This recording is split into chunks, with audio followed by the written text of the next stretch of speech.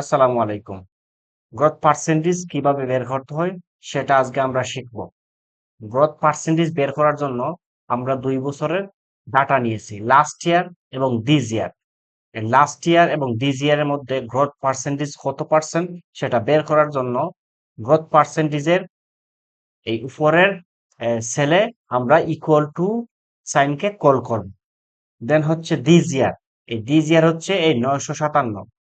এর আগে আমরা ব্র্যাকেট ওপেন করব, দিস ইয়ার কল করব minus last year, bracket close, divided by last year, এই লাস্ট ইয়ারকে আবার কল করব। দেন হচ্ছে ইন্টার, ইন্টার বাটন চাপ দেওয়ার পরে আমরা এই সার্কেলকে নিচে নামিয়ে দিব।